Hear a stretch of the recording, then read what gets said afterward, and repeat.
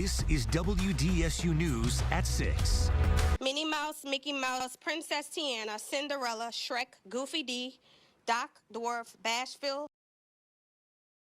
Well, some familiar names and faces appear on the recall petition against Mayor LaToya Cantrell. However, their legitimacy is not a laughing matter. Well, you heard it there. Mickey and Minnie Mouse, Cinderella, Donald Duck. Those are some of the names that were submitted. And right now, I want to show you a copy of the exact same page that we were shown today. You should be taking a look right now on your screen.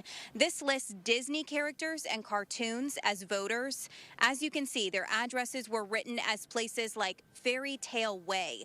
But the registrar's office also listed other issues with verifying names, including that the list of supplemental signatures provided was a duplicate list of the signatures originally submitted. Looking at some of the documents that we received was a bit disconcerting. Will there be any consequences for filing or turning in recall documents with fake names? All right, here in the CBD, joined by Sean Toomey, former federal prosecutor, current defense lawyer.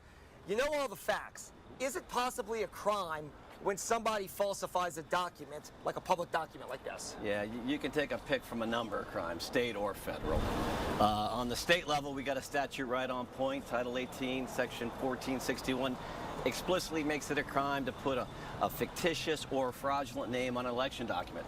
An NOPD senior officer and the captain of the 3rd District under investigation following a WDSU investigation. Records we obtained, they show they are accused of neglect of duty. Senior Officer Nalisha Smith and Captain Sandra Contreras are under investigation after being accused of neglect of duties. The investigation comes after police say Ferdinand Alexander was shot by his neighbor Tracy Wright on January 24th on Perlita Street.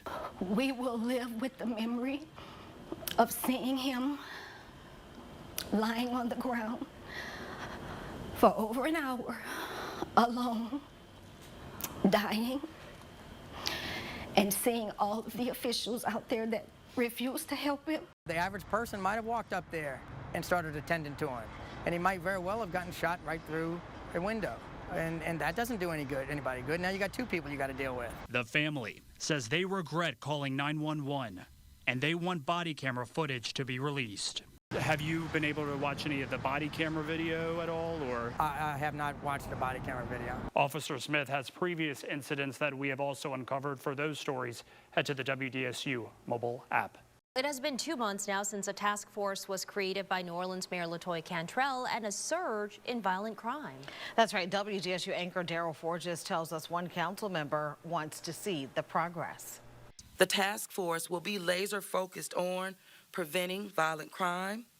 Back on January 11th, Mayor LaToya Cantrell announced the forming of the Crime Reduction Task Force. Since then, the head of the task force, Tyrell Morris, says they've made some headway. The goal of the task force is not to be the police. We're there to pave the way, clear barriers for the New Orleans Police Department to do the brave work they do on the ground each and every day. But where's the data? Councilwoman Helena Moreno sent a letter to Director Morris asking about the progress of the task force and their recommendations. Initially, a lot of promises were made about what the task force would be doing. And so far, I personally haven't seen those things come to fruition. Director Morris sent a letter to Moreno. I will provide a public report to the Criminal Justice Committee. I think it's the most appropriate in a public hearing on April 5th. And in that, I'll outline all the work the task force is doing. Morris says the task force is making strides. Moreno says her biggest hope is for a strong relationship between the council and the task force to see the best ways to move the city forward and keep New Orleanians safe. I'm going to reach out to Director Morris and say, please send me all of the previous meeting items and what you all have discussed in the past so I can get up to speed, because I'd like to make sure my office participates moving forward. You know who's been a monster for this LSU team all season, especially in this tourney?